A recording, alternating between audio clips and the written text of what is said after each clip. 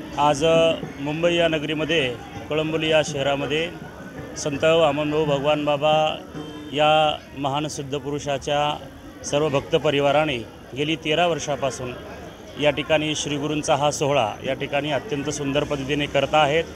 भाऊबाबांचा त्यांच्या पाठीमागे आशीर्वाद आहेच। सद्गुरू भगवान बाबा सद्गुरू वामनभाऊ महाराज यांनी जे समाजाकरता आपलं जीवन खर्ची केलं आहे, आपलं तप, आपला त्याग, आपली उपासना, आपली भक्ती संपूर्ण समाजाला समर्पित करून सगळ्या तळागाळातील समाजाला एक दिशा देण्याचं काम या दोनही संत महापुरुषांनी केलेलं आहे।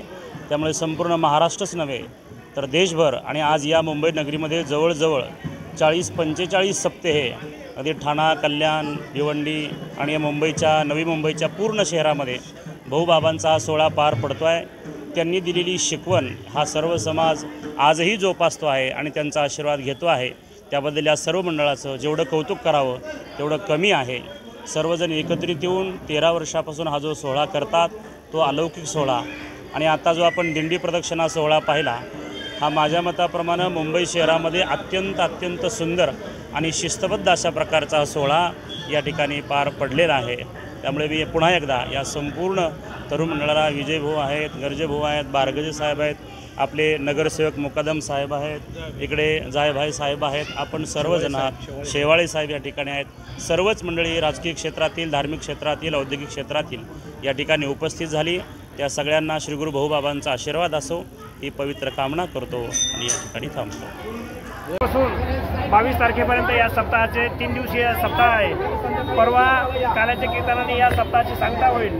भगवान बाबा आणि वामन भाऊ यांनी 18 पगड जाती समूहाला बरोबर घेऊन संतांची शिकवण या तळागाळातील लोकांना दिली आणि अंधश्रद्धा निर्मूलनाचं जे कार्य केलं, हे कार्य असंच पुढे चालू ठेवण्यासाठी आणि संतांची शिकवण सगळ्यांनी एकत्रित यावं आणि गुण्यागोविंदाने नांदावं, त्यांची जी ही शिकवण आहे ही शिकवण पुढे घेऊन जाण्यासाठी या सप्ताहाचं आम्ही आयोजन करतो। मंडळाचं हे 13वं वर्ष आहे। यापुढेही आपण असंच याहीपेक्षा जोशानं आपण हे साजरं करणार आहोत। परंतु जे वातावरण गढूळ झालेलं असतं या वातावरणाला शुद्धीकरण करण्याचं काम हे संतांचे विचार करतात आणि संतांच्या विचारावरती आम्ही चालणारे पाईक आहोत आणि हीच शिकवण आपल्याला सर्व समाजात द्यायची आहे। यापुढील काळात आम्ही या मंडळाच्या वतीनं सर्व समाजाला आवाहन करतो की आपण संतांचे विचार घेऊन जर पुढे चाललं तर कुणालाही काही कमी पडणार नाही आणि कुणाचे कधी वादावादी होणार नाही। धन्यवाद। संत वामनभाऊ आणि भगवान बाबा यांची संयुक्त या ठिकाणी उपस्थिती साजरी होते। तुम्हाला सांगतो, आम्ही नगरसेवक नव्हतो आणि दुसरे जिल्हा परिषद सदस्य होतो।